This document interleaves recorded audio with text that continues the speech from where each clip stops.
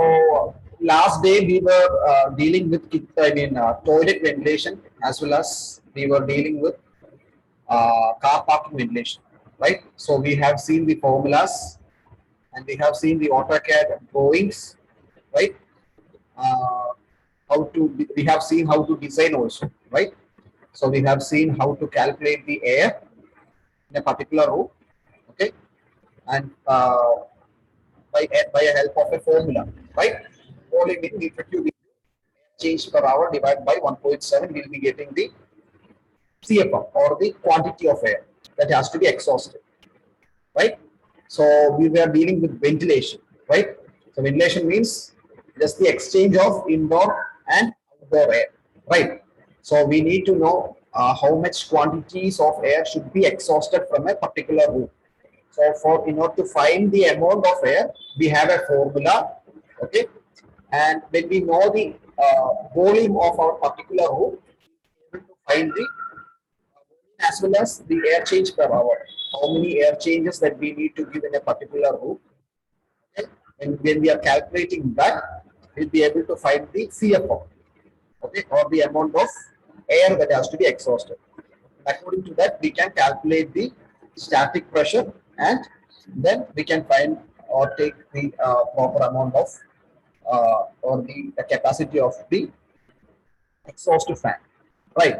So today we are going to deal with ducts, DUCTS, ducts. Okay, so ducts are very important.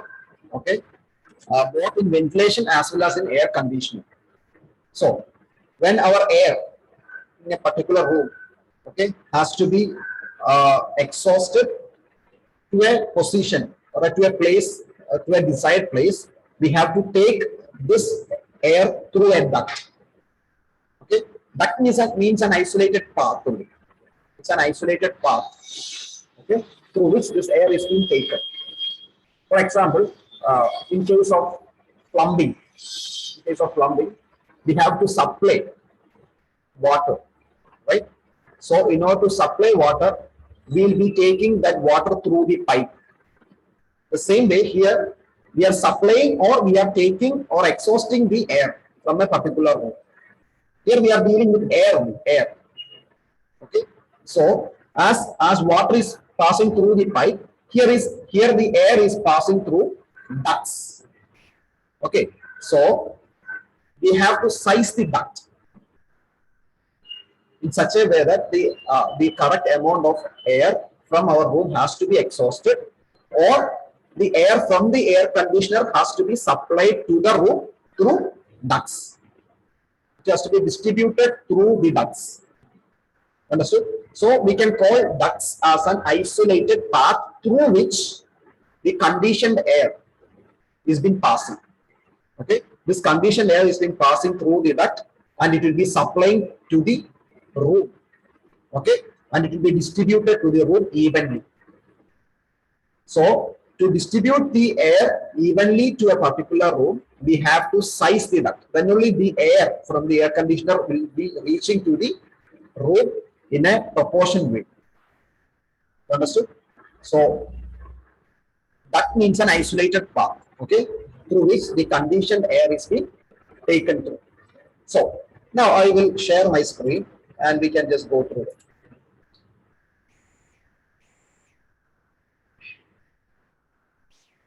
So we can write today's date with class day 6, right? Today is class day 6. So write today's date, day 6, and write ducts or duct basics. So today we are going to deal with ducts.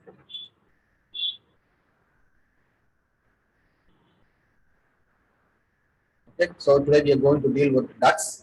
So I have already explained what is a duct. Okay, so in air conditioning, we will be having different types of air conditioners that we have already gone through in initial classes. Right, there will be wall-mounted split AC will be there, cassetted AC will be there, right? Package AC will be there, window type AC will be there, floor standing air conditioner will be there. and ducted split AC also will be there. So when we are using a ducted split AC, we need duct. If you are taking ducted split AC, we need duct. Why we need duct? We need duct to pass the air through the duct and it will be supplied to our room. Okay. So as a definition, what can be called a duct? What is a duct? A duct can be described as a device used to provide an isolation path to carry an item from one place to other place without bringing the product in contact with the atmosphere before the delivery point. I will explain this. And that can be described as a device used to provide an isolated path. Okay, it's an isolated, a separate path to carry an item. So here, what will be an item? To carry an air or conditioned air. So here in air conditioning or in HVAC, a duct is used is an isolated path to carry the air or to carry the conditioned air from one place to another place. Or we can call it as from the air conditioner unit to the room. Understood? So duct is an isolated path in which the conditioned air or the cold air from the air conditioner is taken away or carried and it is being supplied to the room. Okay. And another thing or another aspect of this is that without bringing the product, here the product is air, okay, or the conditioned air, without bringing the air or the product in contact with the atmosphere before the delivery point. Delivery point is our room, and the air that is passed through the duct should not get contact with the atmosphere. That's why it is known as an isolated path. Why, if the air inside the duct gets contact with the atmosphere, what happens? Is there any idea? Can someone chat and give an idea about it? What happens? Okay, if the air inside the isolated path or a duct is been getting contact with the atmosphere, what happens to the air?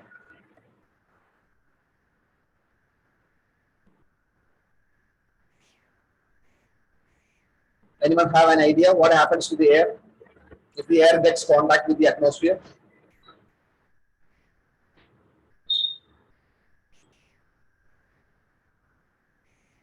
You have to imagine that the air that is passing through the duct is a conditioned air. It's a cold air.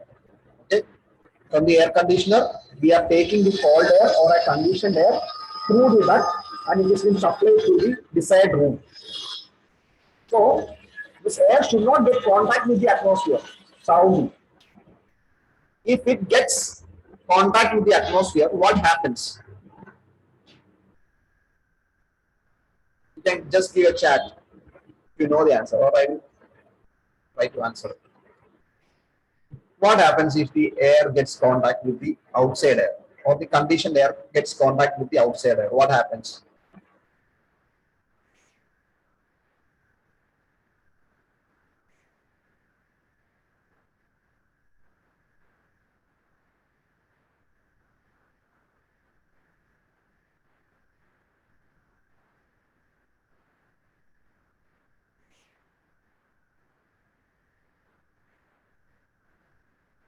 Jacob Akil is saying that there is change in properties.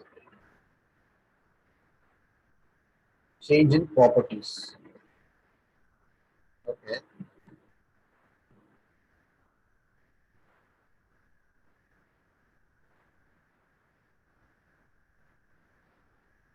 Is there any other precise answer?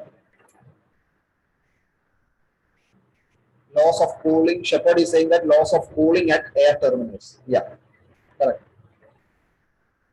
So your both of the answers are correct. You know, the air that is being passing through the duct is conditioned air, okay, or cold air. You could say like that to make you understand. So it has to go through an isolated path. Okay.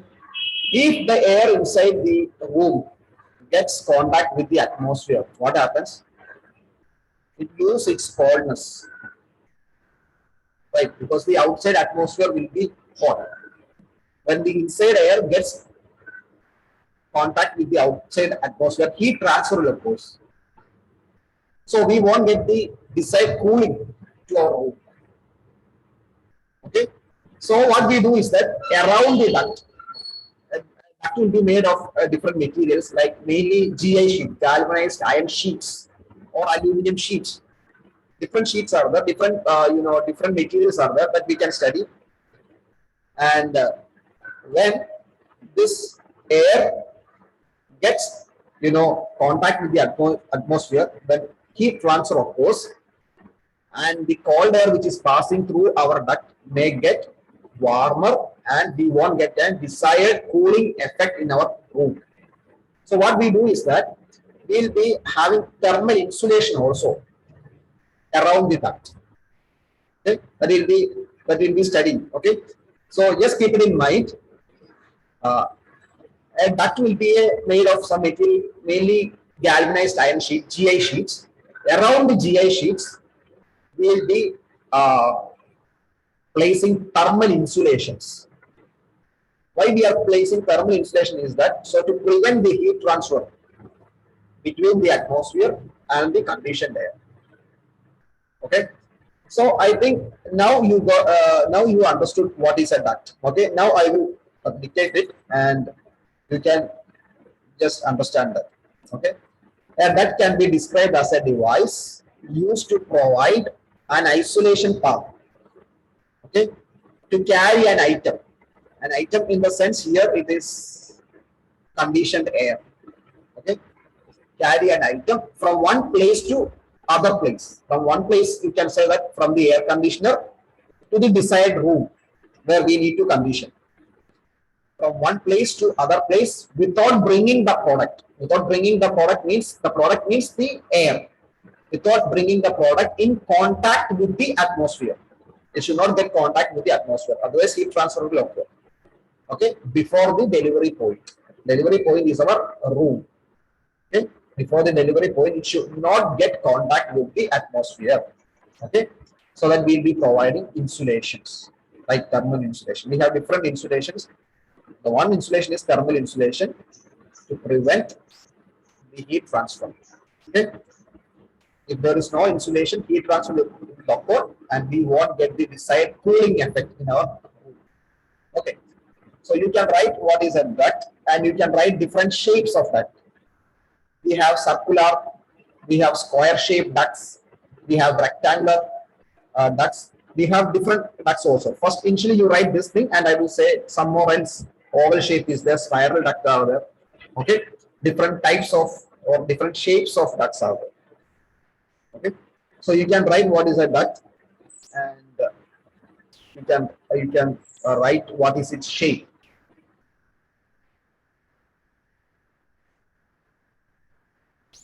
Once you have written this, just give a thumbs up.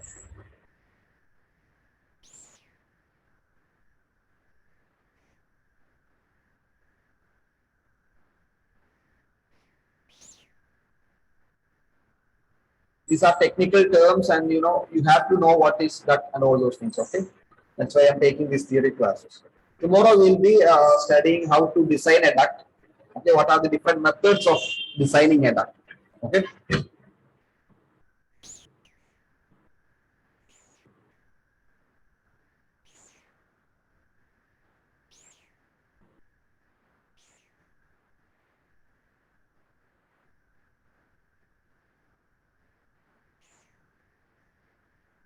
So just write shapes of duct.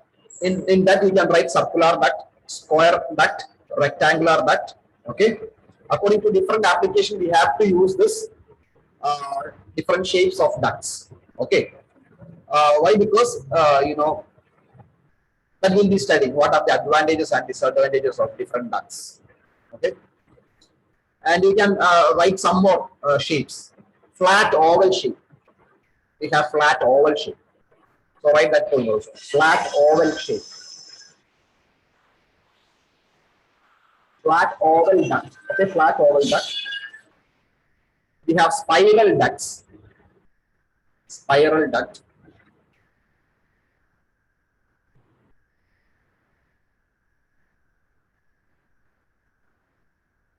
We have flexible duct. We have flexible duct. These different ducts are used for different purposes. Okay. According to your situation, we have to change the duct. Okay. Flat oval duct, spiral duct, and flexible duct.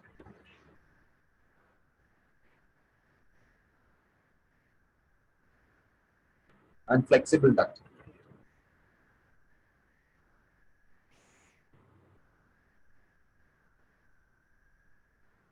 Now, I think you have completed that. Flat oval duct, spiral duct, and flexible duct. Now, we can see what are the advantages between this round shaped duct and this rectangular duct. Okay, we can see. For a round shaped duct, shorter insulation circumference and area. You can see here. This is a rectangular duct and this is a round duct. You can see its length. This is the length L, and this is the width. And this is the circular dimension. Okay. So when you are calculating the area or the insulation or the circumference, you have rectangular duct, you have more area or more length. You see here, this is one side. This, you take this length as this one. This side as this one. This two small side as this one and this one. For example, if 1000 CFM, cubic feet per minute, air is flowing through this, it's the same when you are calculated, you got this same 1000 CFM through this round duct. When you are calculating its material, you need only less material for this round duct. Okay, you need only less material for this round. You can save this much. See, you can save 0.25. This is only 0.75 length. When comparing this rectangular duct with the round duct, you can save more duct material when it comes to this round duct. You need only 0.75 times of this rectangular duct. So when you are choosing ducts, mainly when you are choosing ducts, go for round duct if possible. Okay, if possible, go for round duct rather than the square duct or rectangular duct. But many times you have seen rectangular duct or square duct only. Few times only you have seen sometimes this round or oval shape ducts. Okay, let me say why, because okay. So here you just imagine, here you just take consideration of this both, okay? A rectangular duct as well as a round duct. Go for round duct wherever possible. Okay, so that when you are creating BOQ, bill of quantity, how many quantities and its cost, you can reduce lot of amount. Okay, you can reduce lot of amount or a price when we are buying the material. I said that we are using galvanized iron sheet for making this ducts. Okay, so you can save this much portion, this much length you can save. So that much cost also you could save. So go for round duct if possible. Okay, but most of the time this round duct we won't be able to use. Why? Because you could see that there is a false ceiling and there is a roof. Mostly the duct will be routing in between this false ceiling and the roof only. Okay, so what is the advantage of a rectangular duct is, I will say that you can adjust its length and height. You can reduce its height so that you can increase its length. But in this case, you cannot do anything. If you are reducing this diameter, it completely reduces everything. You cannot alter its distance, or you cannot alter its dimension. If 1000 CFM is flowing through this, you have to design like this. For example, if 1000 CFM is going through rectangular duct, You can increase its length and reduce its width, or you can reduce its width means this height, or you can increase the height and reduce the width. According to that, you can alter it. You can alter its shape. That's 1000 CFM. Here it is not possible. So when you are reducing the height, you could fix inside the false ceiling and the roof. You could keep it inside. But in this case, it is not possible. You understood what I am saying? You have a round shape duct as well as you have a rectangular shape duct. The advantage of this is you could alter, you could change its length and width. If you increase its length, you can reduce its height, or if you if you increase its height, you could reduce its length, so that you can fix it in between the false ceiling and the roof. You can adjust it. If the distance between or the space between the false ceiling and the roof is very less, you can reduce its height of a rectangular duct. So you can increase its length according to that proportion, and you can place it inside that. But in the case of round duct, it is not possible. Why? If you are reducing this completely, it will reduce. You cannot change its length or width or like that. One portion is reduced, complete that round is reduced. Its diameter is reduced. Okay, so it is not possible. So both have advantages as well as disadvantages. Okay, now let's see another one thing. Lower the weight, because the material is very less. We could save 0.25 when compared to rectangular duct. When comparing the round duct with the rectangular duct, you could save this much amount of, or this much area of duct material. So what happens? The weight also will be less. Correct. Here it is lower the weight. Okay. And what about the installation time? Installation time also is very less. So you can see this is for sites. Okay, you have to see all those four sites, and you need to clamp all those things. But in this case, the installation time is less when compared to rectangular duct.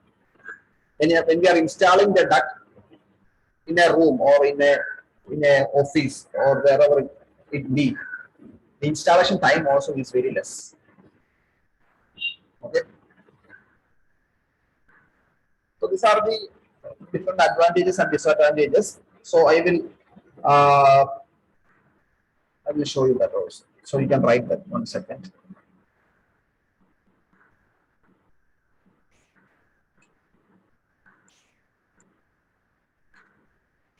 So you can write what are the advantages and disadvantages of various ducts, mainly these 3 ducts.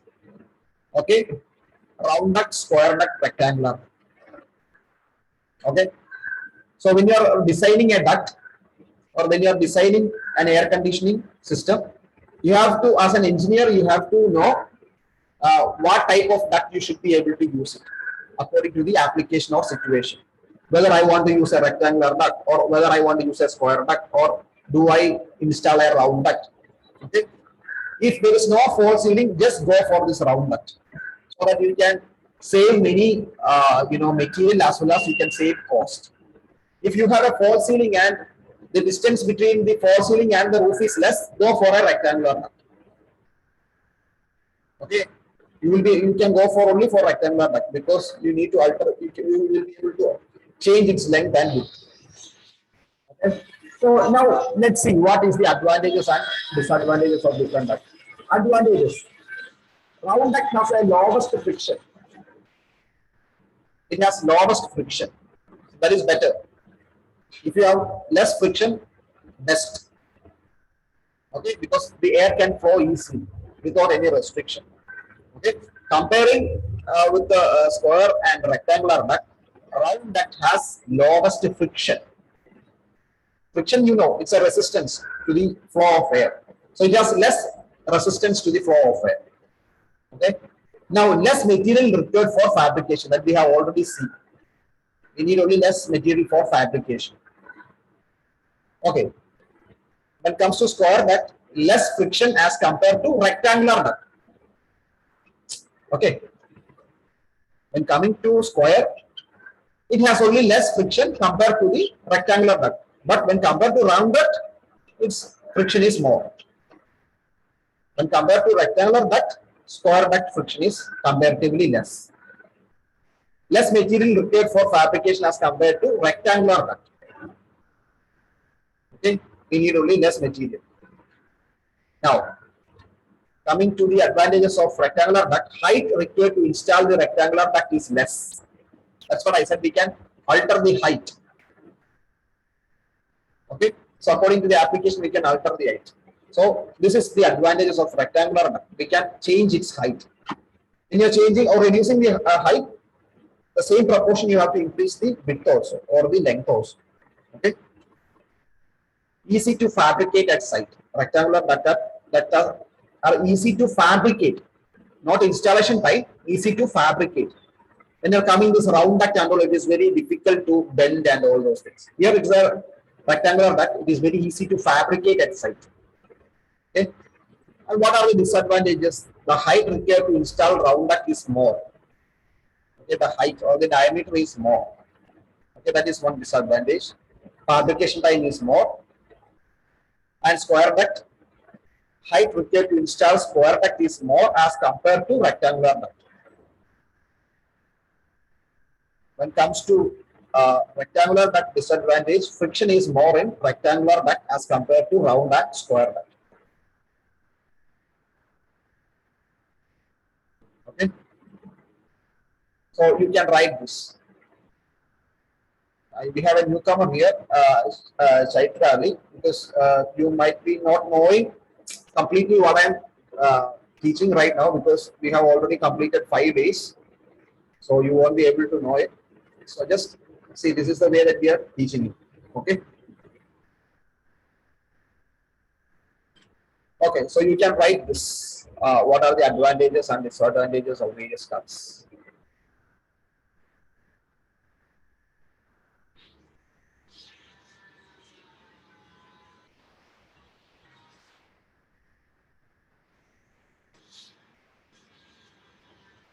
Why you need to write this notes is that, but when you are coming for designing, all these things are important. Okay, so you have to decide as a design engineer, you have to decide what type of ducts we should be able to use.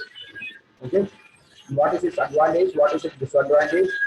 If someone asks you to design something and you are going for a rectangular duct, if the client asks you or the architect asks you why you are using rectangular duct, why can't you use round duct, you should be able to answer it.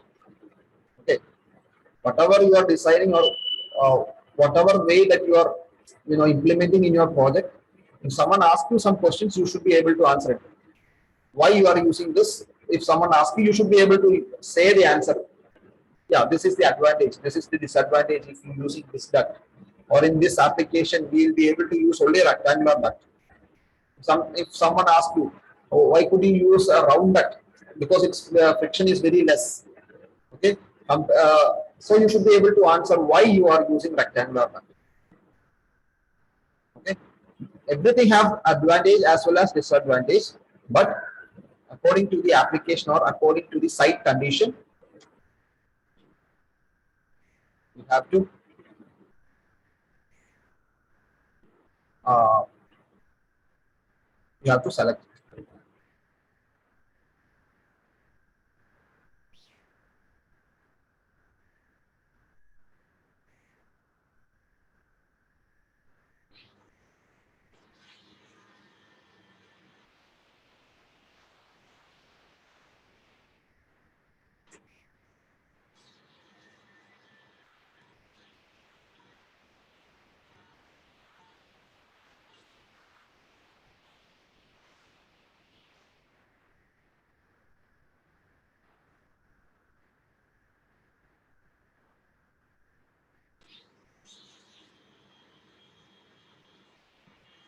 Once you finish writing this, just give a thumbs up.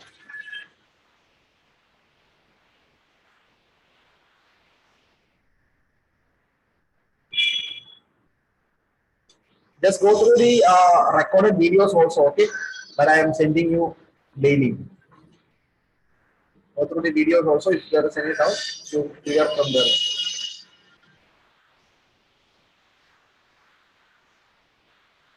Let me see what about the softwares. I will try to do within this week or at the end of this week. I will try to give you all the softwares also. Okay.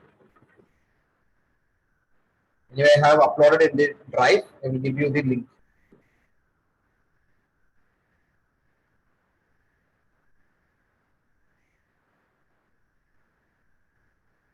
So when you are entering, okay, when you're logging into this, just give the name also.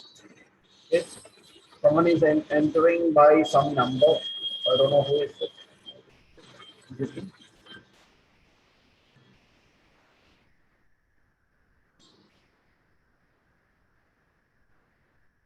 Who is this 545716?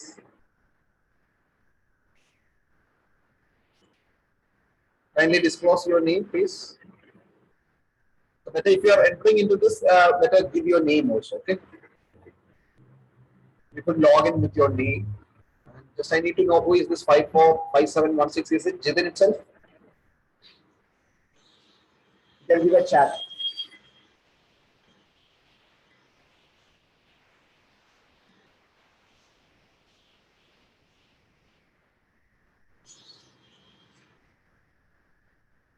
Oh, it's Vinu. Okay, Vinu, why you are late?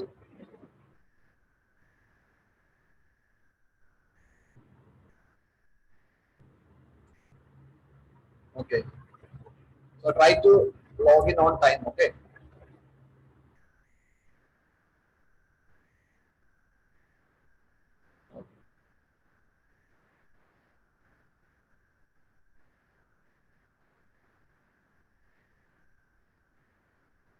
So Vinu also you can write this the advantages and disadvantages of various ducts. We were dealing with the different ducts. Okay, and what are its different shape. Okay, software for Mac. I need to talk to you. Okay, I don't know whether it is possible. Anyway, I will send you the software. You just try it out.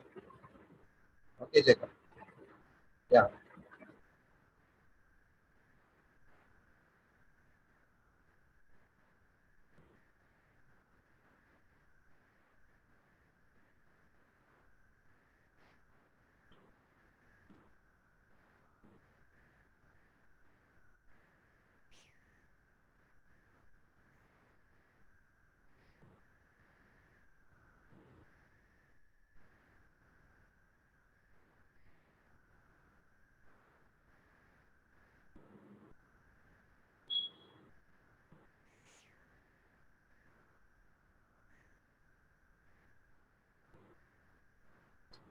What about this money one? And I haven't seen him, and I usually didn't get any messages or something like that.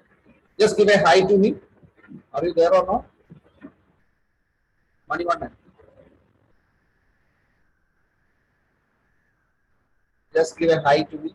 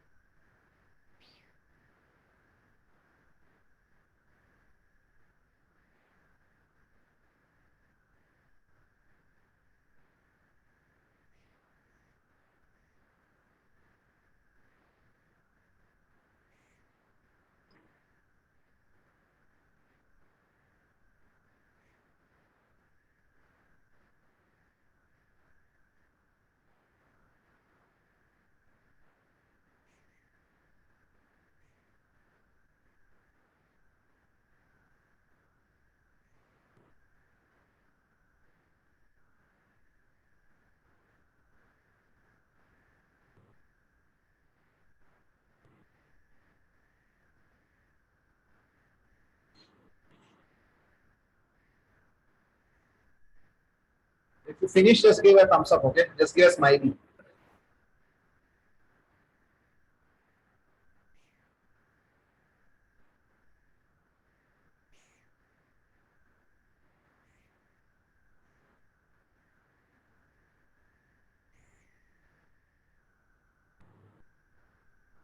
Okay.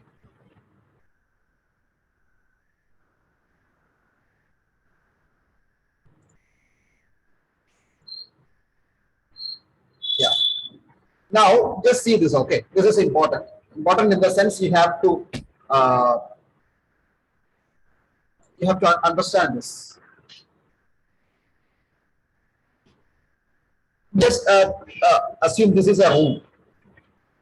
This is a room. This square shape or a rectangular shape is a room uh, through which you need to get air, okay, from the air conditioner. And this box, you just assume this box as an air conditioner. Mainly in this air conditioner, if it's a HU air conditioning unit, you'll be having mainly three parts. Mainly three parts. One is the filter, because you know air conditioning means conditioning of air, right? Conditioning of air in the sense it will deal with purification of air. It will deal with correct temperature. It has to deal with a proper humidity. Okay. It has to deal with a proper noise level. All these things are involved. Okay, to create a human comfort condition. So these mainly these three equipments will be inside the air conditioner unit. Okay, one is the filter through which air will be purified. So in the initial classes, and we have studied what are the different types of filters that we will be using. Correct? We have already gone through that. And this is the coil. What do you mean the coil means? It's a cooling coil, okay? Cooling coil through which a refrigerant will be passing through this coil. So when the air gets touched with, or the air gets contact with this cooling coil, what happens? The air gets cooler. And this is the supply fan through which the air is being taken and it has been blown through the duct into the room. Okay. So this is the room. This is the air conditioner in which you have a coil, a filter, a coil, and a supply fan. Which air is being passing through the duct, and you can see a small, air box here. That is the air terminal. It can be a grill or a diffuser. Okay. So here it is a grill through which it's an air terminal through which the air comes to our particular room. Okay. And this air is being circulated back to the air conditioner through a return air grill. You see here, an air is being sucked, and this is the return air duct, and this is the supply air duct. Through supply air duct, air will be supplied to the room. Through the return air duct, air will be taken back to the indoor unit or the air conditioner unit through return air duct. And you can give a small amount of fresh air also from the outside. You have to use a filter, and the mixed air, the return air as well as the fresh air will be mixed here. Fresh air in the sense outside air only, okay? The outside air as well as the return air will be mixed in this mixing box, and it will be given back to the air conditioner. So this will be circulating like this. So initially I will say once more, this is the air conditioner.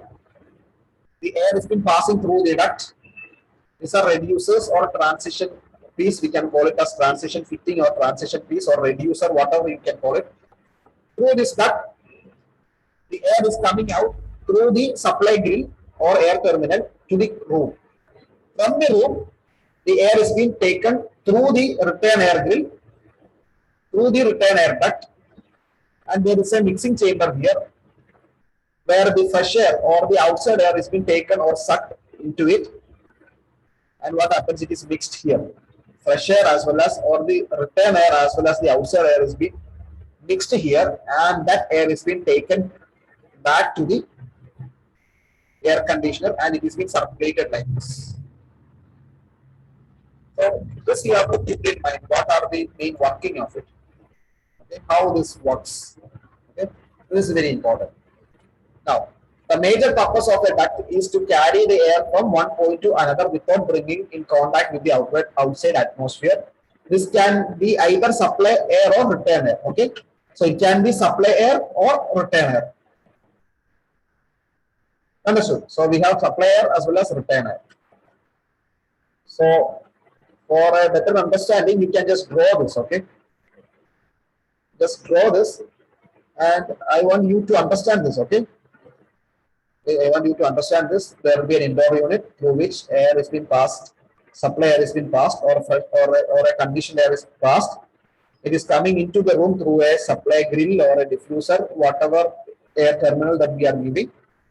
And here it will be circulating, and the air is being taken back through the return air grill to the return air duct, and a fresh air will be taken through the fresh air duct, and it will be mixed here, and the air is being passed back to the air conditioner unit, and this circulates, and the circulation continues. This is the main working. Okay, it's just a symbolic representation. Just keep this in mind. Okay.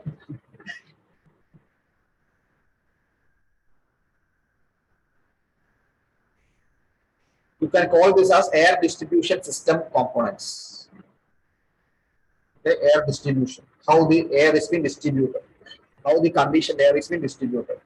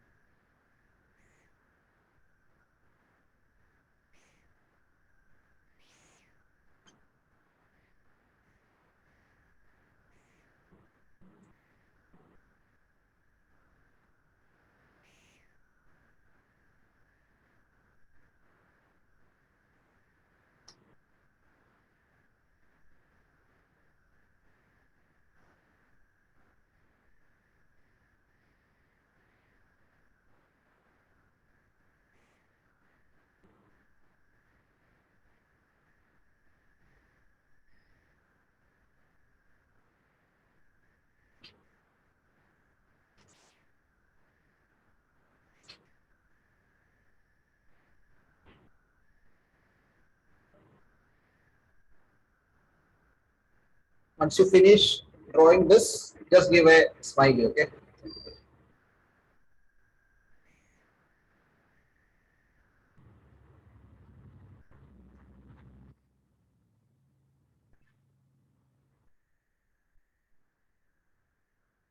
Okay. So now just know about there are mainly you have these three types of duct system. Okay, you have mainly these three types of duct system. First you listen here, then you write. Okay, otherwise you won't get understood. So mainly you have these three types: supply air, return air, and fresh air.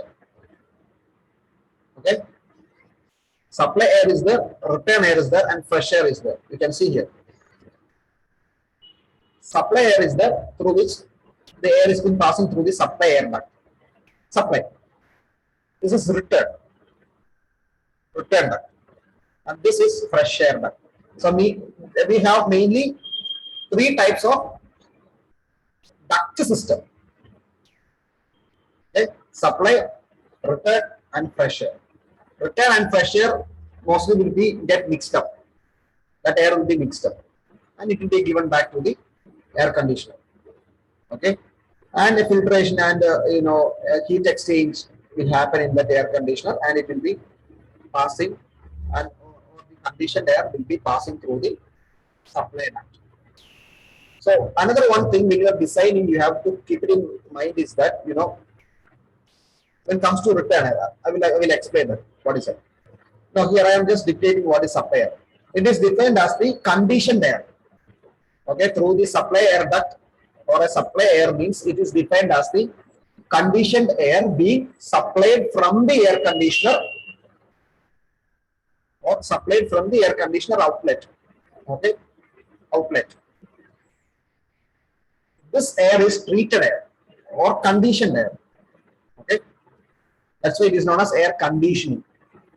This air is treated air and contains all the desired qualities as provided by the air conditioning system. All the desired qualities in the sense a correct amount of humidity ratio or humidity percentage, a correct decibel or hertz of noise, purified air. Okay, all these desired qualities and a desired temperature of the air. Okay, all these are important. Understood? So supply air is defined as the conditioned air being supplied from the air conditioner outlet. This air is treated air and contains all the desired qualities as provided by the air conditioning system. That is the supply air. Now coming to the return air. It is defined as the air being supplied back to the air conditioner. Okay, that's why it is known as return. Back to the air conditioner from the air conditioned area or the room. Okay. This air is returned back to the air conditioner after being circulated in the conditioned air. So, if I am going to condition this room, my room, okay, through the duct, supply air duct, the air is coming into my room. Here it is getting circulated. Here it is getting circulated. And what happens after the circulation? The air is being returning back to the air conditioner through the return duct. So you have supply air duct as well as return air duct. Okay, and this is very important. Return air part should be 1.25 to 1 times of the supply air part. So this you have to just write it and keep it in a box. Okay, why? Because we have to make sure that a proper amount of return air is coming back to the air conditioner. Otherwise, what happens? There will be imbalance. Okay, there will be imbalance. We are giving a supply air and sufficient amount of return air is not coming back to the. If it is not coming back to the air conditioner, it will have imbalance and it will affect its efficiency. Okay, it will affect its efficiency of air conditioner. Okay. So, in order to make sure that a proper amount of return air is being coming back to the air conditioner, we have to size the return air duct in such a way that the return air part should be 1.25 to 1.5 types of the supply air part. How we will be sizing 1.25 to 1.5 times? So, it is like this. Just listen carefully. For example, if you are giving 1000 CFM as an air, 1000 cubic feet per minute quantity of air is being supplied to my room here. And with that 1000 CFM, I could design my duct, right? By using that software, duct sizer software. If I'm getting 1000 CFM, I could size the duct according to that 1000 CFM. When I am calculating or designing the return air part, what I have to do is that just multiply that 1000 into 1.25 or 1.5 times. We'll be getting a CFM. With that CFM, you have to size the duct. So the duct size of the return part will be larger when compared to the supply air duct. Why we are doing this is that we have to make sure that the return So we have to make sure that a sufficient amount of return air is being reaching back to the air conditioner. Otherwise, imbalance will occur and it will affect its efficiency. Okay, so that's why we are, the return air part here, it's said that return air part should be 1.25 to 1.5 times of the supply air part. Okay, that you have to keep it in mind when you are deciding. Okay, now coming to the fresh air, it is defined as the ambient air. Ambient air means nothing but it's the outside air. Okay, what is the air in the outside is known as ambient air. Is being supplied to the air conditioner inlet from the outside atmosphere. This air is supplied to the air conditioner inlet from the outside atmosphere after being initially treated, or which means that initially it will be filtered. Okay, and that filtered air is being passing through the mixing chamber, through which fresh air will be entering as well as the return air also will be entering, and it gets mixed up and it will be giving back to the air conditioner. Okay. So we have supply air, return air, and fresh air. Okay, you have to keep it in mind. Okay, so write this also.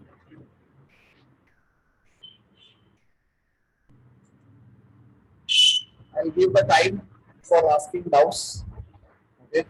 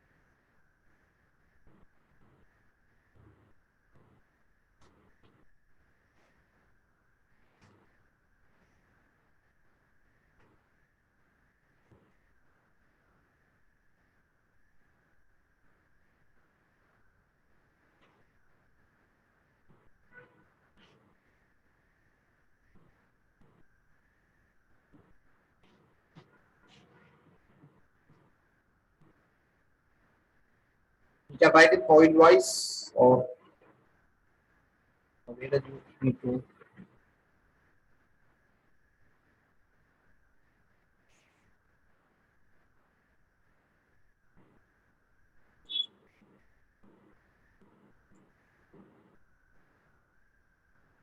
Do you want to see some AutoCAD drawings of this ducts,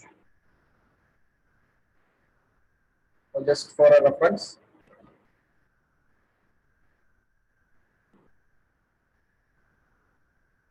Okay, I'll show you.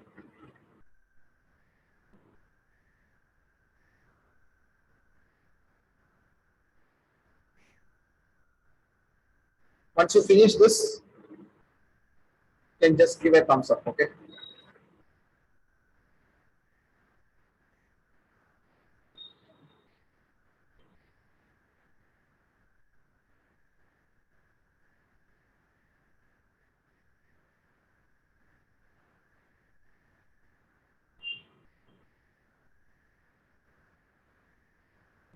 Shepherd, you are from which country? I think you are from Kenya, right? Kenya. One second, please.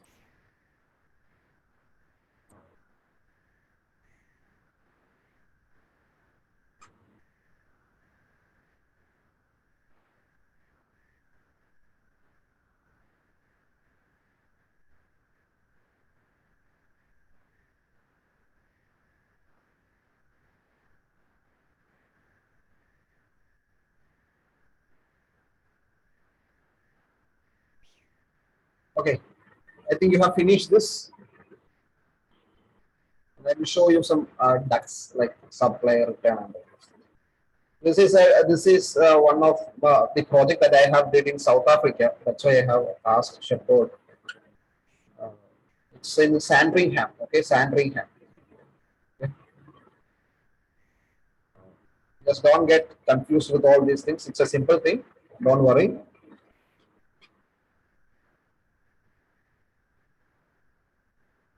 And this is the plan view. Okay, this is the plan view. This is, I will just explain this. What is this? This is an expo center in this South Africa. Okay, then we have done the air conditioning. Okay, it's an expo center, and we can see this. This is a big hall. Okay, big hall, an exhibition center. You can see it's a big hall. Okay, it's a big hall, and this big hall is divided into three. One hall is this, another one hall is this, and another one hall is this. So we have to give the air conditioning for these three halls. So by the help of HAP software, what we did is that we have calculated the capacity, total capacity of this particular or individual halls, and we have selected a unit and we have splitted that unit. If there is 10 ton or 10 ton, if we, for example, if I get 30 tons here or 40 tons here, for example, I have divided, see, 10 ton, 10 ton, 10 ton, 10 ton. Okay, I have splitted that 40 by 4, so I got 10 ton. Just example, okay. So I will show you.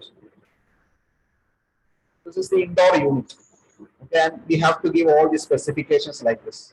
16.7 TR IDU. IDU means indoor unit. 16.7 ton of refrigeration. So the capacity of this air conditioner is 16.7 ton. Okay, so 16.7 ton produces approximately, let me see how much CFM. Okay,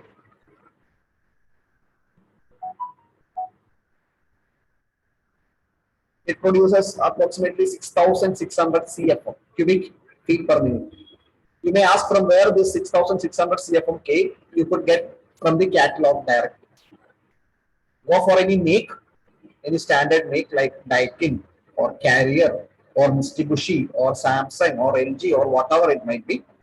Go for a brand and choose the capacity that you need. Okay, if it is a 5 ton or a 10 ton or a 15 ton, okay, according to that you choose it from the catalog.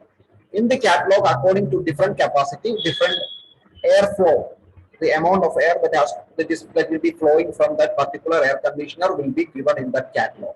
So when I look at catalog, the 16.7 TR indoor unit produces 6,600 CFM. Okay, so with that 6,600 CFM, I have designed my duct. So you guys are already seeing kitchen hood ventilation, car parking ventilation, right? Toilet ventilation. So we have seen how we have distributed the air in the car park. We have calculated the total air. We have distributed into 4 or 5 units, and individually we have given the air. The same way here also. What I have did is that I have calculated the total ton capacity, and I have divided into 4. So you can see 4 units here. 1 here, 2 here. The green line shows supply, and this red line shows return. Okay. So you can see here. This is the indoor unit. Just to make you understand, that's all. Okay. I'm not explaining all these things. From this indoor unit, see, this is the duct. And this is known as a diffuser, through which air will be supplied to the particular. See, I have placed diffusers here. 1, 2, 3, 4, 5, 6, 7. 1, 2, 3, 4, 5, 6, 7. So 7 diffusers are there. Why we need to give the 7 diffusers? Because I have equally distributed the 6,600 CFM 7 divided by 7 equal parts. So I have sized the duct according to that, and I have supplied the air into this, or distributed the air in an even way, equally to this particular hall. Okay, so you have to size this duct by the help of duct sizer software, and you have to size the, you will be having, size of this also. Okay, you need to size this also. Everything you have size is 500. 500 mm is the diameter of this diffuser. So everything you need sizing. Okay. So this is the supply air duct through which air is being passed. This is the return air duct. You can see the red line. the return air will be taken through this return. So you can see the arrow. Arrow is coming back. See, here you can see air is giving into the room. So then the air from this room, return air is coming back to the indoor unit. So, and this is the fresh air duct, this section. And I have given a lower or a filter or something like that.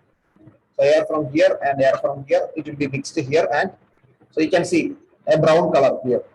You can see a a green color here. So you can see you can see brown as well as green color here. It is mixed and it has been given back to the indoor unit.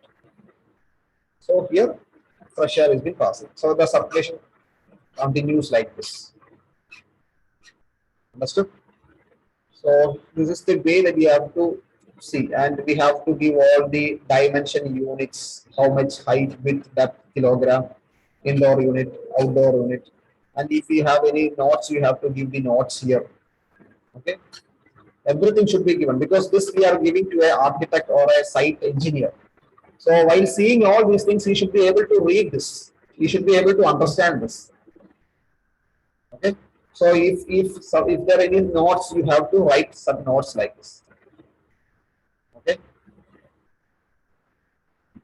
So you have to write what type of refrigerant we have used here. We have already studied about refrigerant, right? So see, now refrigerant uses R410A. The refrigerant that is used in this project is R410A. Daikin is the make that I have selected here, and you have to give the model name, how much ton. Okay, pipe size, drain pipes are there, that pipe size should be given, refrigerant pipe size should be given. Okay, what all things are there that you have to give here. Not only this plan, we have to draw the sections also. Okay, sections also will be there. So they will be giving different sections. See, different sections are there. The architect will be giving their sections. Okay, don't get worried by all these things. Okay. Don't think that it is very complicated. When you study all these things, this will be very easy for you. This is their site plan and their sections. Sections means side view. Okay, side views. So, whichever view they are giving, if the air conditioner is passing, then you have to show in the section also. So, see, this is my section. This is from the top we have seen here. Initial drawing we have seen from the top. So now we are seeing from the side. See, this was the indoor unit. So through the duct, see, that is the supply duct. This was the diffuser. They will be passing through this, and it will be coming into the room through these individual diffusers. I said there were 7 diffusers, right? So this is that 1, 2, 3, 4, 5, 6, 7. So actually, when you are looking from the side, the duct would be like this, straight. Now we have to hang all these things, ducts, everything should be there. When you are doing projects, you will be able to know all these things, okay? And we have to give the height. See, height from the floor, we have to mention it. Okay, everything we have to mention. And yeah, this is the thing. Just I have shown you what is the different ducts and how to draw all those things. Okay. Yeah. Now we have seen supply air, return air, and as well as fresh air, right? Mainly,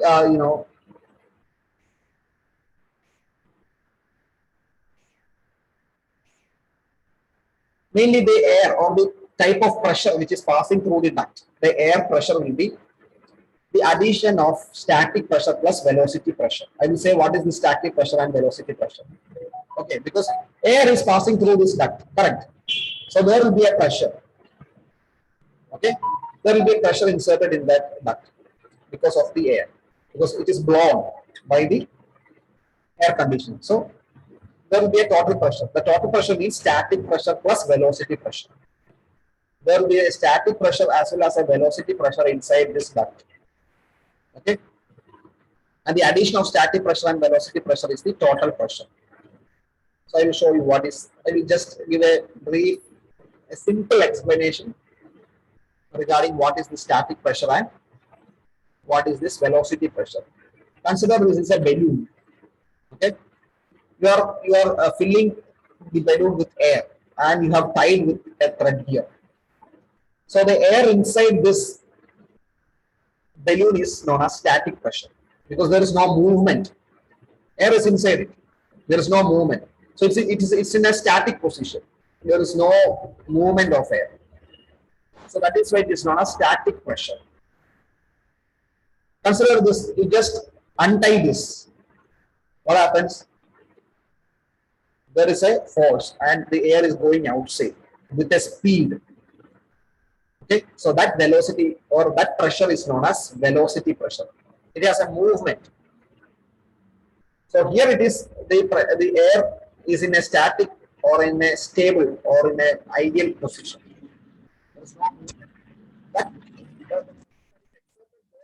static pressure, and if there is a movement of air, that is known as velocity pressure. The pressure created with the movement of air is known as velocity pressure. This is a simple example. Okay, this is a balloon in which we are filled with an air and the pressure acts on that balloon is known as static pressure. When we untie that balloon, what happens? Suddenly the air will be flowing from this balloon to outside. So that pressure is known as velocity pressure. Okay,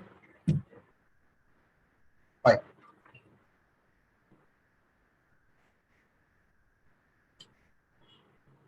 Now, static pressure is measured perpendicular to the direction of flow of air. Okay, how is the static pressure is measured is being, it is measured perpendicular to the flow. The flow will be like this. So the measuring will be perpendicular to the flow of this. Perpendicular means like this. Okay, if the flow is like it's perpendicular is this. Okay, it can be a negative or a positive pressure. Okay, take another example. If this is a truck, okay, so a truck is being idle there. It is not moving. It is kept or it is parked at one area. So the energy which acts on it is known as static pressure or potential energy, we can call it. We call it as a potential energy or static pressure. When the truck starts to move, what happens? The potential energy will be converted to kinetic energy, or the static pressure will be converted to velocity pressure. Okay. Why we need to study all these things is that because in the duct, air is been passing through the duct. So we have to see the velocity pressure in the duct. Okay. So to make you understand what is this velocity pressure, that's why I have shown you these two examples. So if a pressure is in a static position, that pressure is known as static pressure. If the air which is in movement, the pressure exerted there is known as velocity pressure. Okay, because for sizing a duct, we have three methods. That three methods we will be studying tomorrow. Okay, equal friction method is there, static regain method is there, velocity reduction method is there. Okay, there are three different types of methods used for calculating the duct size. So when you are using velocity reduction method or a static regain method, we have to know what is this velocity pressure and what is this static pressure. We need to know these technical terms. Okay, so I'm not just confusing you. So tomorrow we'll be studying about the different types of duct design, how to design a duct by different methods. Okay. So in that velocity or a static regain, one method is static regain method. So in order to know static regain method, we have to know some equations like Bernoulli's law that we have studied in physics in smaller classes. So I will just explain that. Okay. Bernoulli's law states that whenever there is a change in velocity, there is a corresponding and an inverse change in static pressure. So you can just write like velocity is inversely proportional to static pressure. If velocity increases, static pressure decreases. If static pressure increases, velocity decreases. Okay. So velocity or change in velocity is directly or inversely proportional to the change in static pressure. So what did Bernoulli say? He's a scientist. Let's see. Daniel Bernoulli, a 16th century Swiss mathematician and physician and a physicist, developed a concept known as Bernoulli's law. Okay, if you are science group, you could have easily understood this. It's a simple thing. Okay, he discovered that when velocity increases, okay, when velocity increases, static pressure decreases. We know what is velocity pressure and we know what is static pressure. We have already seen it, right? So he is saying that, or he have discovered that when velocity increases, static pressure decreases by the same amount. How much velocity increases, that much amount of static pressure is being decreased by the same amount, causing causing the total pressure to remain constant. There is no change in the total pressure. Why? Because total pressure means the addition of velocity, pressure as well as static pressure. So how, if the velocity decreases, that much amount of static pressure increases. If that much amount of static pressure decreases, that same amount of velocity increases. So when we are adding it, there is no change in the total pressure. The total pressure will be always remains constant. Okay. Likewise, a decrease in the velocity causes an increase in the static pressure. This increase in static pressure is also referred to as static regain. So tomorrow we will be studying about static regain method. Okay. So the static regain method is being found by implementing this Bernoulli's law. So tomorrow we will be studying about that. Okay. So total pressure, however, always decreases in the direction of airflow due to frictional loss in the duct. So the total pressure decreases when what happens through the airflow, through the direction of airflow. Okay, because of the friction loss, because there is a resistance. The length of the duct is increasing. There is a resistance. Okay, it will resist backward. So that is known as friction loss. Okay.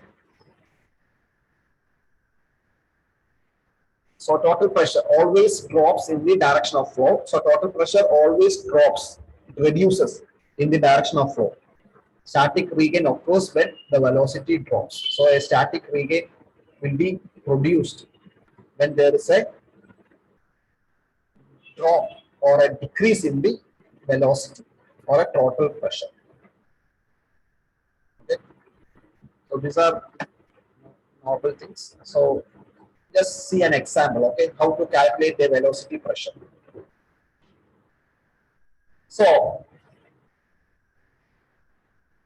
this is a duct. You can see 1 and 2, different, same duct but 2 different dimensions. Through this blower or indoor unit or air conditioner unit, 1000 CFM is being blown through this duct. We are going to find the velocity pressure in this duct as well as in this duct. Okay, let's see what happens. You know the formula, Q is equal to A into V, right? We have already seen. When sizing the duct size and all, we have already seen in the third class, it seems. Okay, in that we have used a formula known as Q is equal to area into velocity. I think you remember that. So the CFM means the amount of air, which means Q. A means the area of this duct. This duct area can be calculated. We will be knowing this duct area. Okay. For example, assume it is 1 feet square. Assume it's 1 feet square. This duct. So I need to know the velocity here. So in order to find the velocity, the formula is equal to Q is equal to A into V, in which if we need to find V1, which means the velocity at duct 1, Q divided by A1, area of first duct. We know the area of first duct is 1 feet square and the Q, or the amount of air which is passing through this is 1000. We could easily get the velocity in this duct as 1000 FPM. Now see the duct number 2. V2, or I need to find the velocity at duct 2. So that's why I have written V2. The same amount of air is being passing through this duct. Say 1000 CFM itself. But you can see the area is less when compared to the first duct. So for example, you assume it as 0.6 feet square. Assume. So you will be getting velocity as 1667 feet. So you can see here that when the duct area decreases, the velocity increased. See, the duct area is 1 feet square. So the velocity was 1000 feet per minute FPM. In B2, this is the duct. The duct area is less, the velocity increased, which means that if the area of the duct decreases, the velocity increases. Now I need to find the velocity pressure. This is velocity, okay? This is simple velocity. So I need to find out what is the velocity pressure. If you need to find out the velocity pressure, this is the formula. Velocity pressure PV is equal to V by or velocity by 4005 the all square. This is the formula for finding the velocity pressure. This is just the velocity. Here it is velocity pressure. Okay. This is the formula. So velocity pressure in duct 1 is velocity here divided by 4005 the whole square, which is 0.062 inches of water gauge. What will be the velocity pressure at this duct? Velocity at this duct divided by 4005 the whole square. You got 0.173 inches of water gauge.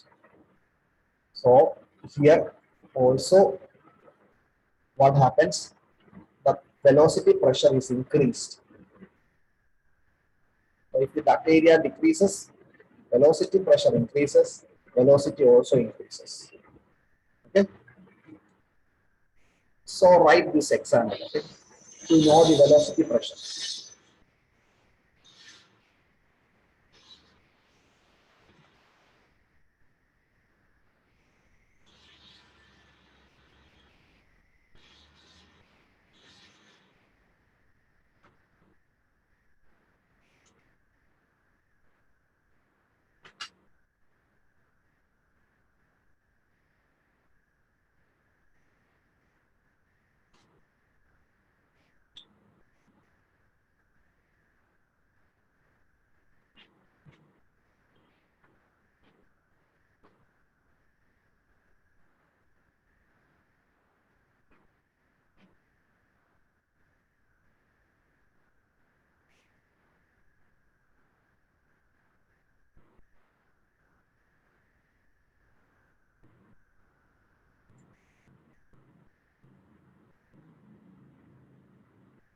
If there is no doubt in this, right? Any doubt we can ask. Okay, I'll give you time.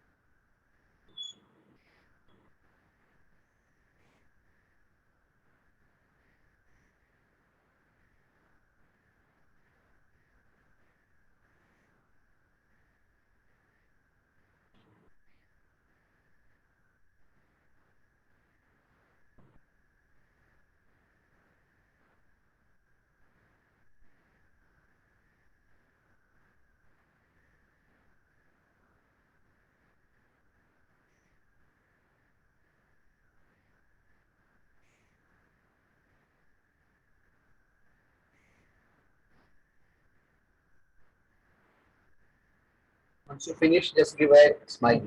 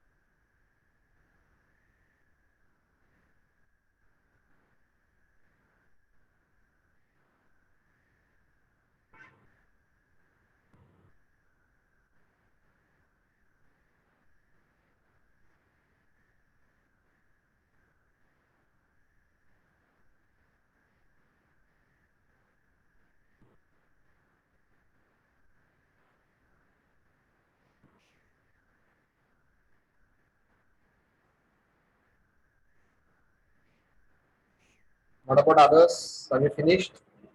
What about Vinu? What about Jacob?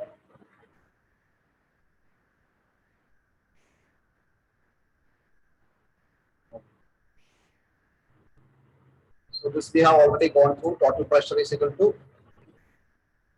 static pressure plus velocity pressure, or total pressure minus static pressure is equal to velocity pressure.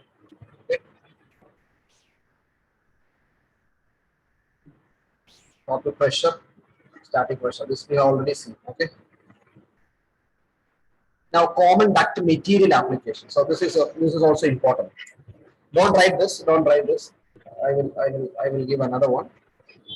So common duct material application. Okay. Or mm, okay. Just I will explain this. What are the duty or applications in HVAC systems? These are the main commonly used duct material. Okay, the duct material, we are dealing with duct material. So this is very important. Okay, according to different application or different duties, the material that we are using for uh, for duct is will be different. Okay, we won't be using same material for different applications. So when it comes to HVAC, mainly we will be using galvanized steel material, galvanized iron. GI sheets are the normal uh, duct material that we'll be using. Okay. Not only that, we'll be sometimes we'll be using fiberglass board also. Fiberglass board also we might be using in HVAC, but mainly it will be for low velocity application. High velocity means if you are using fiberglass means there will be some vibrations and noise will occur. So we will be using galvanized steel as well as fiberglass in HVAC. When it comes to flues and other air which has been blowing, we'll be using carbon steel material. It's a moisture laden duty, uh, because moisture laden means there will be some droplets or moisture content in it in the air. So we could use stainless steel as well as aluminum. Otherwise, corrosion and all those things can rust and corrosions that can happen. So we'll be using this material, stainless steel or aluminum in the case of moisture laden condition. When it comes to kitchen hood designing and the duct, we could use the same thing. We could use carbon steel, stainless steel, FRP. FRP means fiberglass reinforced plastic, and PV, polyvinyl coated steel. Okay, or PV steel or PVC coated steel. Okay, we could use this material also. When it comes to air shafts, you can use galvanized steel, gypsum board also. You could see underground. You could use PV steel. Sometimes if you need to take air through underground, you could use PVC, polyvinyl or PVC coated steel also you could use it. Okay. So these are the common duct material applications. Okay. Depending upon different duty or applications. Understood? So you could use any of these materials according to this duty, which has been shown. Okay. So uh, if you want to draw this, you can draw. Before that, I will give you the. I will dictate you. I will dictate you what type of material and why we are using it. I will say. So right, material is used for duct. Material is used for duct. Write it down. Materials used for duct.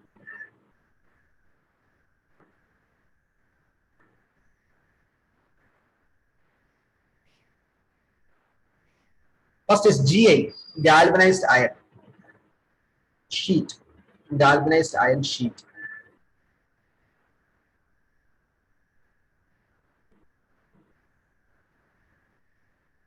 GI sheet, okay, galvanized iron sheet. And right for that, low cost and easy to fabricate. It's very, the cost is very low and it is easy to fabricate also. Low cost and easy to fabricate.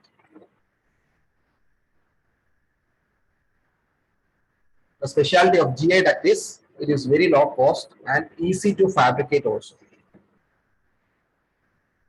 Second, aluminum sheet metal. Aluminum sheet metal. Aluminum sheet metal.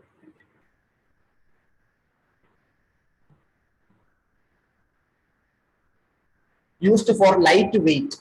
Used for lightweight.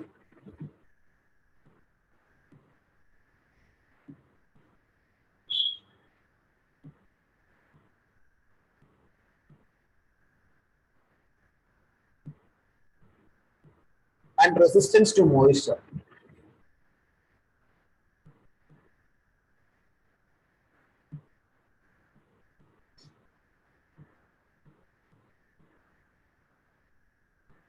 And resistance to moisture. Third one, fiberglass duct. Fiberglass duct. Yes, sir. Fiberglass duct. You can write duct.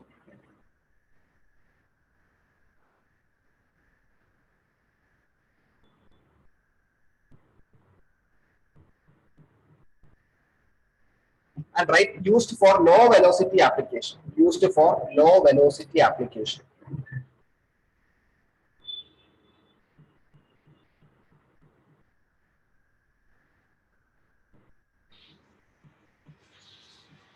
Used for low velocity application only.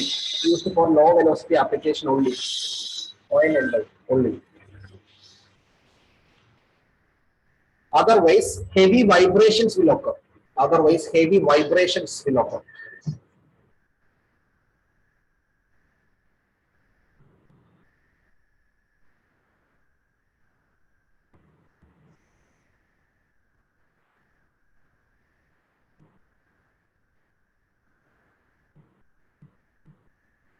Next, what one? Thick, black, mild steel.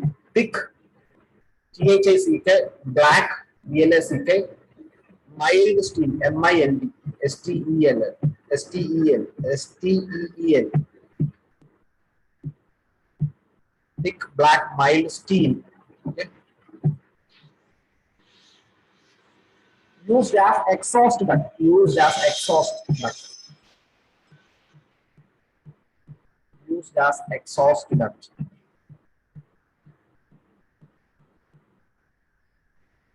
Used as exhaust duct. Now, another one is the marine galvanized steel sheet. Marine galvanized steel sheet. Marine galvanized steel sheet.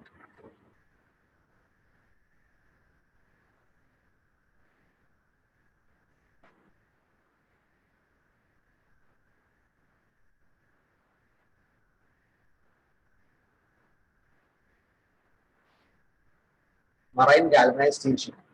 Right. High corrosion resistant application. High corrosion resistance application. When there is lot of water and all those things in there, you could use this type of material for that. High corrosion resistance application.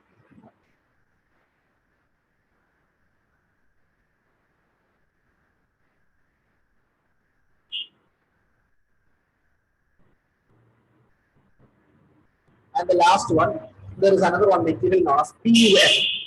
PUF. PUF. P. 10P. PUF. Its full form is polyurethane foam. polyurethane, polyurethane foam.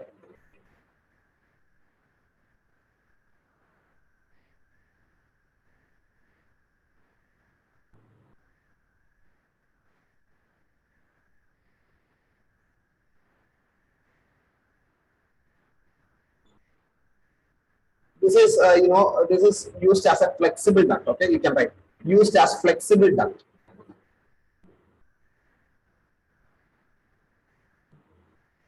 Used as flexible duct.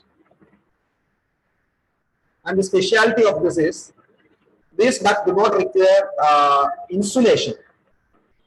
This duct do not require any insulation.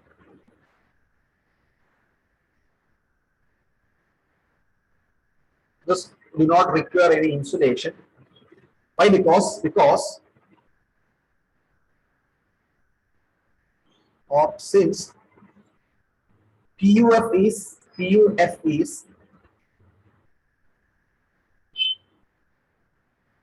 itself an insulating material. This PUF is itself an insulating material. That's why PUF is itself an insulating material.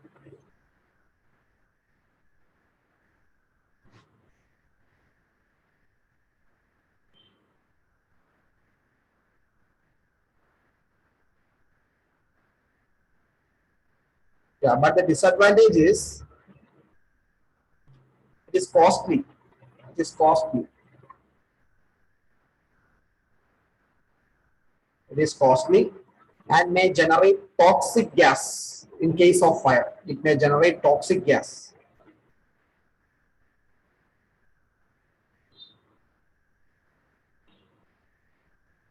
It may generate toxic gas in case of fire.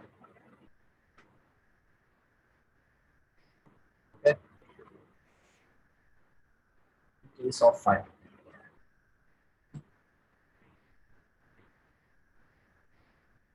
Yeah, that might be enough. You want to write this, you can write this or just leave it. Okay. Anyway, I'm giving the recorded video, so just you go through this also. Yeah. One thing is there. Okay, aspect ratio. Okay, aspect ratio. You see, we were initially dealing with different types of ducts, right? Mainly square, rectangular, and the round duct. So I said that if you increase the width, you could decrease the height. In the case of rectangular. So, but there is a ratio. Okay, you cannot increase according to your wish. There is a proper aspect ratio. Beyond that limit, you cannot extend. Okay, so when you are decreasing the height, there is a minimum, requirement, or there is a ratio between the width and the height. You understood? So let's see what is this aspect ratio. Aspect ratio means longer side divided by shorter side. This is very important. Okay, this aspect ratio is very important. Why? Because when you are designing a duct, you should design the duct in such a way that it should come, in the aspect ratio range. It should not. It should not go beyond the permissible aspect ratio. So, what is in the aspect ratio? Aspect ratio is nothing but the longer side of the duct divided by shorter side. Or we could call it as the width of the duct divided by the height of the duct. So the best aspect ratio is 1:1. So when you are, when you are designing a duct, if it is possible, just give the aspect ratio 1:1, which means that if the width is 100 mm, give height also 100 mm. If the width is 150 mm, give height also 150 mm. That is the best aspect ratio, 1:1. But if you want to alter its width and the height, there is a maximum permissible aspect ratio. You could go 4:1. The maximum permissible aspect ratio is 4:1, which means that if the width is 400, you could give the maximum height as 100. You could go that much extent. You could increase the width. If it is 400, you can give 400, and the height you can give us 100. But the best aspect ratio is give 100 width and 100 height, or 200 width and 200 height, or 250 width and 250 height. You can go like that. But in some situations, if you need to reduce the height of the duct, in that case you can reduce the height, but there is a maximum permissible aspect ratio. Okay? So the maximum permissible aspect ratio is 4:1. 4:1, which means that if you are increasing its width, okay, if it is 4, the height will be 1. 4:1, which means that if the width is 400, you could give the height as 100. Okay, so this is important. Okay,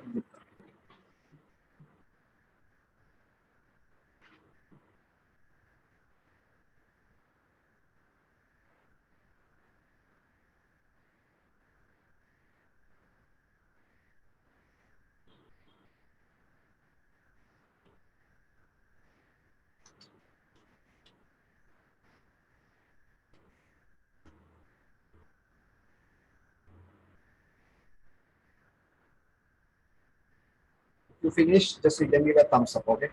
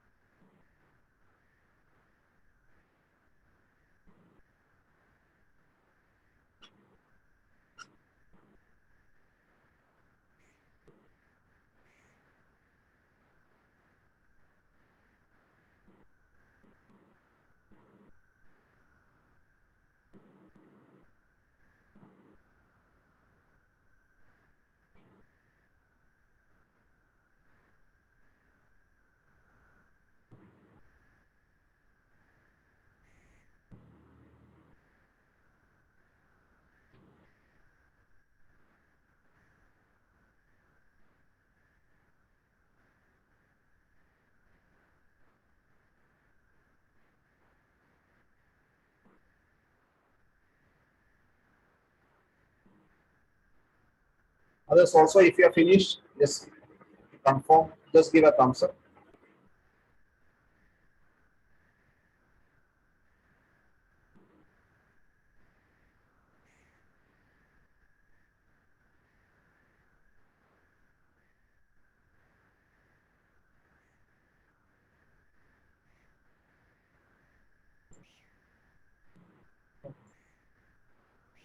Now, see this, okay, effect of the aspect ratio. Okay, what is the effect? Why we need this aspect ratio? Why we need to come in between 1:4? Okay, so in rectangular duct, the best aspect ratio is 1:1. That is, as the aspect ratio increases, the run, the friction per running feet of the duct increases due to the increase in surface area. See, let's see this. The width of this duct is, for example, take as 1 feet. Okay, this is in aspect ratio 1:1. Okay, just see 1:1. So 1:1 means, take example, 4 feet width and 4 feet height. 1 feet is its this width. Okay, so I am just opening it. I'm opening this duct. Okay, if I'm opening this duct, I will be getting like this, right? This is the duct, square shaped duct, 1:1 ratio, 4 feet width and 4 feet height. Now I am trying to open it, and 1 feet is the width also, this length also. Take this as length. I'm just opening it. I'm opening it like this. Just 4 corners like this one, and now I am going to open it. When I am opening it, I will be getting like this, something like this, right? So 4 feet plus 4 feet plus 4 feet plus 4 feet is equal to 16 feet, and this area is equal to 1 feet. Correct? So for 1 feet duct length, or for 1 feet length of the duct, the surface area of the contact between the duct and air is passing through this duct, right? So we can see what is the surface area of the contact between the duct and the air. The contact between the duct and air is 16 feet into 1, right? 16 feet into 1 is the contact between. So the contact of air and the duct is less, right? So you can see the surface area, it is only 16 square feet. Okay, only 16 square feet. Now when it comes to this aspect ratio 4 is to 1, the same thing, 4 is to 1. If the height is 2 feet and the width is 8 feet, the aspect ratio is 1 is to 4. Correct? 1 is to 4. So if you are opening the same thing like this, you will be getting 8 feet plus 2 feet plus 8 feet plus 2 feet. So 8 2 are 16, 18, 20. So when you are adding all these things, you will get 20 feet and 1 feet. So the area will be 20 square feet. So more area, more friction. So the surface area of the contact between the duct and air is more. Okay. So best you should give the aspect ratio 1 is to 1, so that less area with less friction. If you are giving more aspect ratio, more area will have contact with the air and you will have more friction. So that's why we said that best give the aspect ratio 1 is to 1. But you can go the aspect ratio maximum to 4 is to 1. Don't go beyond that. Okay, like 5 is to 1 or 6 is to 1. Don't go like that. Maximum 4 is to 1. Okay, this is the effect of the aspect ratio. Why we are giving aspect ratio? Okay, that we have already seen. Now, I want to there are different symbols. Okay, there are different symbols for different duct: supply air duct, return air duct, exhaust air duct, and fresh air duct. I will show my note. Let's see. By that you can wind it up. Okay, let's see. Okay, there are different color codes also. Okay, tomorrow we can study about different installations and air terminals also. I think you can see this, right? So this is a duct. This is the cross section of duct. If you are seeing a cross like this, which means that it is a supply air duct. This is the symbol, okay? When you are seeing a duct like this, a symbol like this, just assume it as a return air duct. When you see something like this on the cross section of the duct, when you are drawing some AutoCAD drawing, when you see this is the exhaust air duct. Okay, and when you see like this, and if there is a round in the center of it, give it as fresh air. Okay, so draw this, and there are color codes also. Okay, mostly we won't use some color codes, but still there are color codes also that I will say after you writing this. So this is also important. Okay, when you see different legends or some symbols like this, you have to identify what type of duct is this. Sometimes it might be supply air, return air, exhaust air, or fresh air duct. According to this symbol, you have to understand what type of duct is that.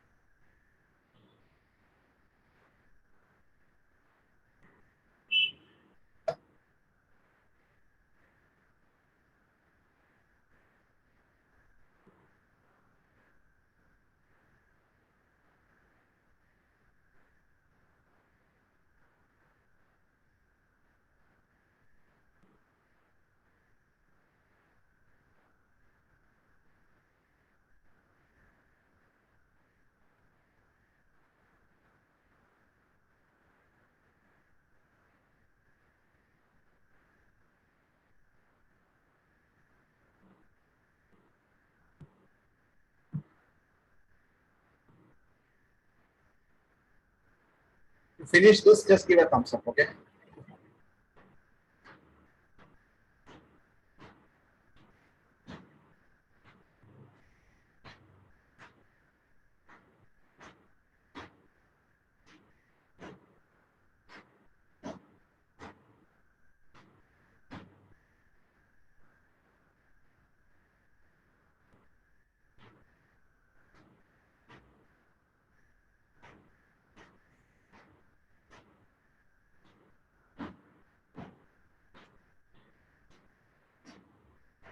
So for the supply air duct, you could give your own color, but still there is some. You could give cyan color, CYAN. It's something like a blue color. Okay, not actual blue. You just give a cyan color, CYAN. Supply air duct, SAD. For SAD, it is cyan color, CYAN. Let me show you cyan color.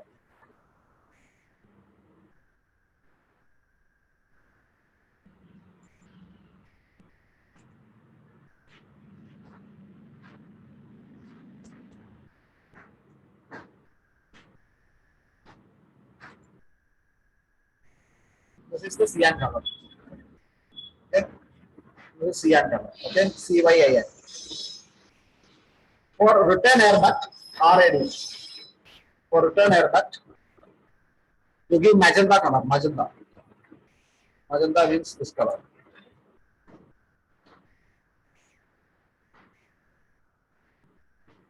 Okay. This you give for return air duct. For exhaust air duct, you give blue color. Give this color. This blue.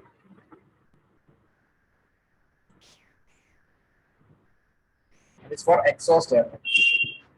For fresh air duct, you give green color. Okay. So these are the different color codes also. So it's not necessary that you need to give all these things, but better you give this color. Okay. Now,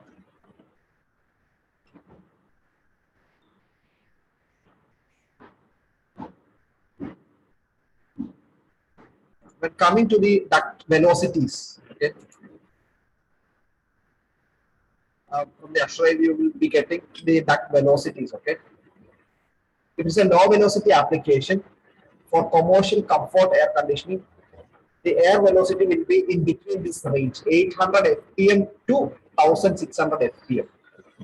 This is the range. It is a low velocity application. It's a high velocity application. The speed or the velocity of the air through the duct would be 1800 FPM. FPM means a unit, okay, feet per minute. You could say a meter per second like that. The same way here, you could use in feet per minute only. That is a unit. So return air duct also, this is for the supply air duct. Okay, return air duct also for low velocity application, you have to size the duct in such a way that there is an option in duct sizer software. You could give the CFM as well as the velocity, or you could use the CFM or the friction loss. If you are giving CFM with the velocity, you could give this range. Same thing, okay. High velocity application above 1800.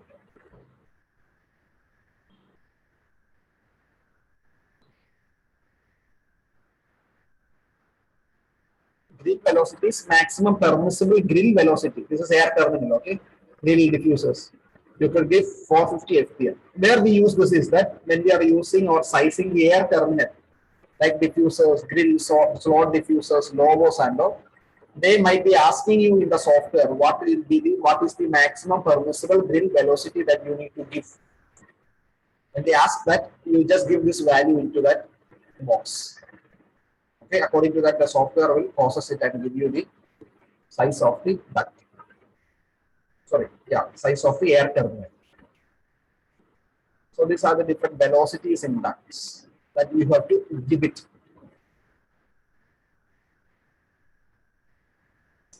It shows this is just a range, okay? There is only a range. But next tabular column, I will show you. Like,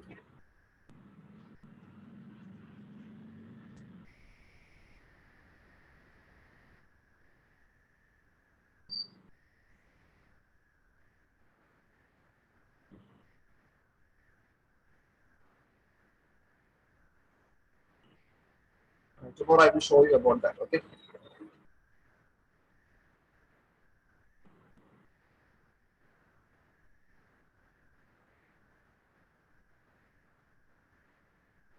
It's both are same, supply as well as returner is same.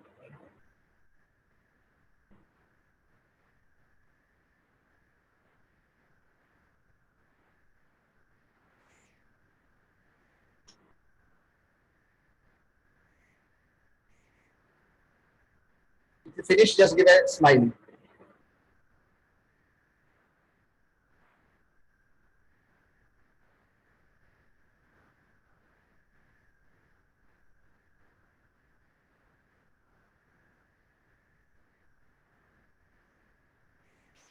Yeah. Is there any doubt regarding today's topic?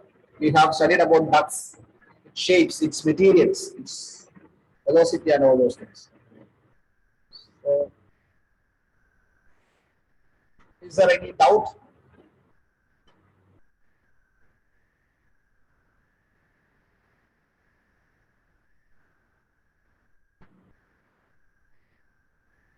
If you have any doubt, you could just in a chat.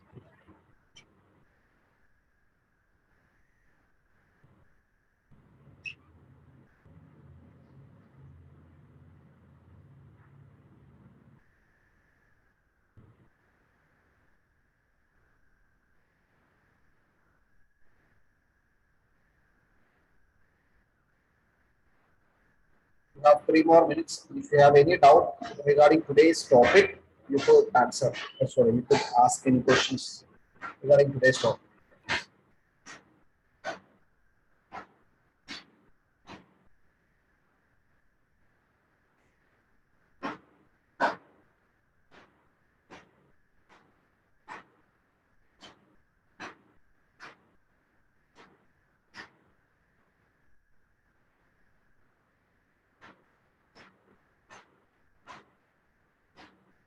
Yeah, supply and return velocity should be same. Yeah, it should be same while deciding. Okay. So in that sizer software, there will be an option. I already said that there are different methods of that deciding that we will be studying tomorrow. Equal friction method will be there. Velocity reduction method will be there. Static regain method will be there. Not only that, when we are using this cut sizer software, we have to give two input values in which CFM is a must. The quantity of air is a must. The second option is you could give the friction loss or you could give the velocity. Okay. So if you are giving velocity, when you are designing the duct size, give the same velocity for supply as well as return, and you just size it. And giving the CFM, you have to make sure that the CFM should be 1.25 to 1.5 times of the supplier. That's all.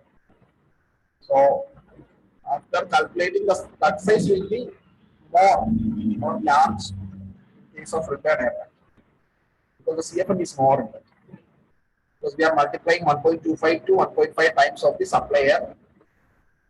That's why the CFM will be more and give the same velocity for supply as well as the return. That's what when you asked supply and return velocity should be the same while designing. That's the question.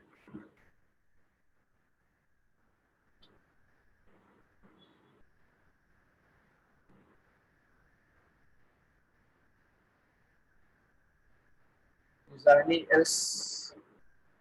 Any question?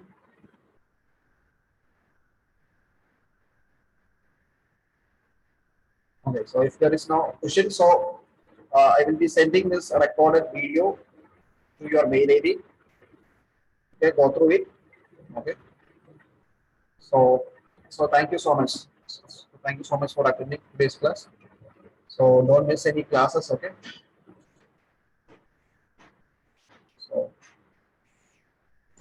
So bye. Okay. I think. Thank you. Yeah. Thank you everyone. Thank you so much.